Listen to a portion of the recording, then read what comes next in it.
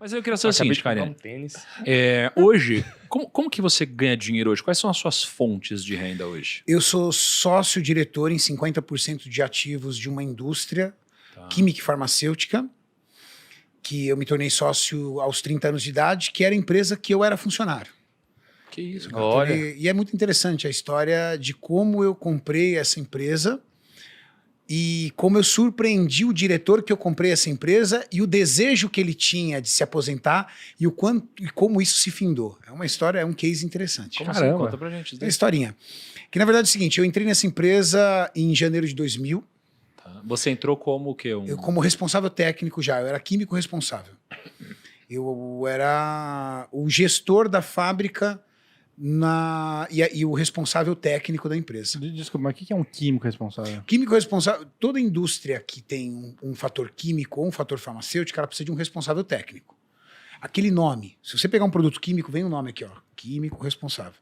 E ele responde por aquele produto, cível, criminalmente, e Nossa. inclusive ele responde pelos processos internos da fábrica. Nossa, muito certo. O responsável técnico. Como uma farmácia tem. Uma farmácia tem um farmacêutico responsável. E qualquer problema civil e criminal, a pessoa vai responder, porque ela é o profissional. Que colocou ali a assinatura dela. Então eu era químico responsável da empresa e juntamente com isso eu comecei a empreender no ramo de suplementação esportiva, montando lojas de suplemento.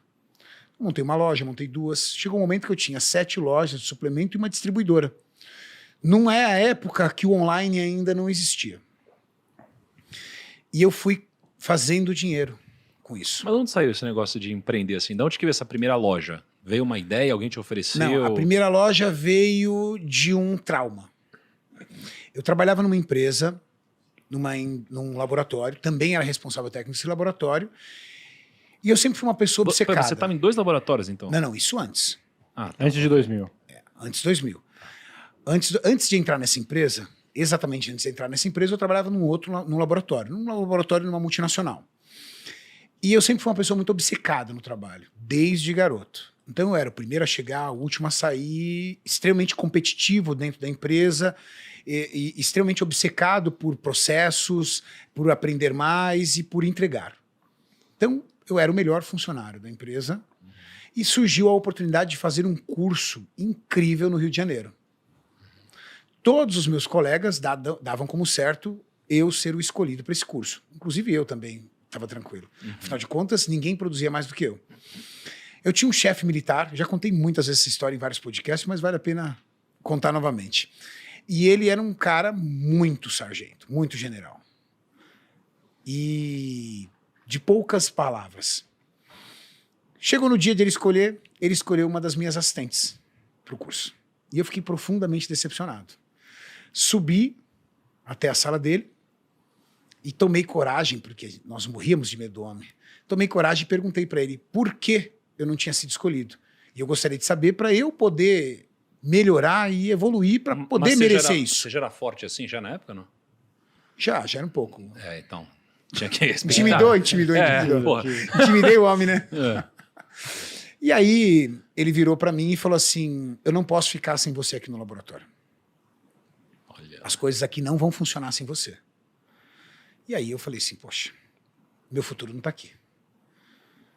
Aqui não tá meu futuro. Desci, chorei feito uma criança no banheiro, porque ele destruiu meu projeto. Meu projeto era construir uma carreira ali e empreender ali.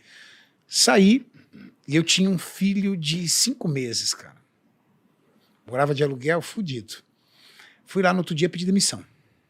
Nossa, no outro dia? No outro dia pedi demissão. E aí, cheguei em casa e aquele terror, né? Todo mundo queria me matar, tudo tal, pela minha atitude e tudo. Bom, ele me ligou. Pediu para eu voltar e falou assim, olha, se você treinar alguém pro teu lugar, porque ele começou a ficar perdido. Essa é a vantagem quando você também vai assumindo processos, né? Você vai assumindo o processo dentro da empresa, a empresa gera uma dependência de você. A empresa tinha uma dependência do meu trabalho muito grande. Ele falou, olha, se você treinar alguém pro seu lugar, eu demito você e você tem aí todas as suas rescisões e todos os seus direitos trabalhistas em mãos. Ok. Treinei alguém para o meu lugar, demorou aproximadamente 30 dias, recebi R$ 4.500. Esses R$4.500 viraram uma primeira loja. Abri a loja com R$4.500 e entrei nessa empresa, Nossa, mas naquela que época... eu sou sócio. Naquela época, 4 mil... Devia ser equivalente hoje a uns R$25.000, mais ou menos. Era pouco, bem pouco. Tá, mas aí você montou a loja, Montei você a virou loja. um químico ali. Aí eu trabalhava na outra empresa. Aham. Então, o dinheiro da loja, eu fui abrindo outras lojas. Mas a ideia de montar a loja foi porque você tomava suplemento? A ideia de montar a loja era porque eu conhecia desse mercado. Eu entendia disso. Eu já treinava desde os meus 16 anos de idade. Consumia suplementação. E entendia o que as pessoas queriam na suplementação esportiva. E eu acreditava. Eu entendia daquilo. E consegui identificar um local que eu via potencial para poder ter um comércio desse ramo. Pelo volume de academias que tinha e pela falta de uma loja nesse segmento. E aí montei a primeira loja, trabalhando na empresa, deixava o dinheiro lá, montei a segunda loja, montei a terceira loja, e cada loja que eu montava, eu fazia um mapeamento de todos os locais, da forma, da capacidade de retorno que aquele local tinha para o comércio. Chegou um momento que eu tinha 7 lojas e tinha uma distribuidora. O que é uma distribuidora? Eu comprava grande quantidade de produto das fábricas e vendia para lojas pequenas que não tinham ticket para comprar direto da fábrica, porque a fábrica exige um faturamento mínimo. Então eu colocava uma margem muito baixa, só que melhorava muito meu poder de compra dentro da fábrica. E melhorando meu poder de compra dentro da fábrica, eu tinha lucratividade nas lojas. Então meus preços eram mais baixos, com margem de lucratividade equivalente ao meu concorrente, mas meu concorrente não conseguia pegar. Por quê? Porque a minha cadeia de distribuição sustentava esse ecossistema. E aí eu fui girando e fui guardando dinheiro. Em 2008, o meu então diretor negociou 50% da fábrica dele com o grupo alemão. Só que, salvo por uma cláusula contratual, do contrato social, a minha sócia, ela teve a oportunidade de entrar nessa briga e impedir essa venda. Porque dentro do contrato social, noteava que ela tinha que concordar com a empresa que estaria assumindo os outros 50%. E ela conseguiu virar o jogo para o meu lado. Só que o meu diretor, na época, ele não entendia, e não sabia, e não aceitava que eu teria dinheiro para isso. Afinal de contas, eu era funcionário dele. Ele não tinha noção das outras atividades que eu tinha. E eu sentei para negociar com ele e eu tinha boa parte do capital. Você lembra quanto que foi na época que você pagou aí por 50% do negócio? Eu lembro. Foi alguns milhões. Mas o mais interessante é que a minha vida aconteceu tudo muito rápido. Com 20 anos de idade, 20, 21 anos de idade, eu tinha coleção de cheques sem fundo, cara, para poder dar conta da faculdade. Eu lembro de uma época eu sentar e contar, do Banco Real, na época. Eu tinha 68 cheques sem fundo. Nossa, mas... Cheque sem fundo, você disse que você tinha passado ou que você não tinha recebido? Cheque sem fundo que eu tinha passado mesmo, caloteiro mesmo. Caraca, cara, você era caloteiro, é isso? Cheque sem fundos, não tinha dinheiro, né? Tinha que pagar a dinheiro, faculdade. cara. Tinha que pagar a faculdade e saía pedalando. Que isso, cara. E Tava aí, cheque o que sem você dinheiro. Ou seja, eu fez? tava quebrado. Tá. Com 20 anos eu tinha 68 cheques sem fundos. Com 24 anos eu já tinha toda a minha vida estabilizada. Com 27 anos eu consegui juntar o meu primeiro milhão. Com 30 anos eu já tinha alguns milhões para comprar os 50% da fábrica. Você fez seu primeiro Muito milhão com rápido. 27. 27. Por que você fez seu primeiro milhão com 27? Por causa das lojas. As lojas, elas Foram que as te deram lojas, esse... não foi o salário. Aham. O salário... Chegou um momento que as minhas lojas eram tão fortes, e a minha distribuidora tão forte, que eu sentava com os meus amigos e eles falavam assim, cara, não entra na minha cabeça porque você continua funcionário dessa empresa.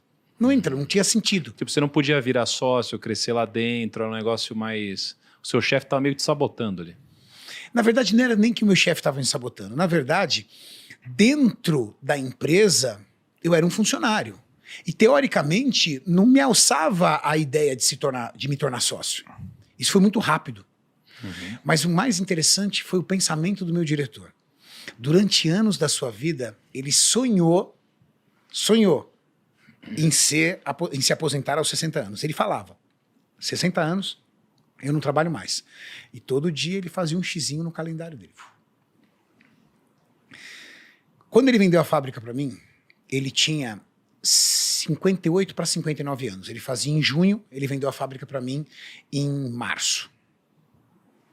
Entramos num acordo, paguei uma parte, tive que vender uma parte das lojas para poder pagar ele. Então também fui criticado pra caramba pelos meus amigos que eu tava um ramo da suplementação esportiva extremamente consolidado e eu queimei. Saí queimando para poder comprar a fábrica.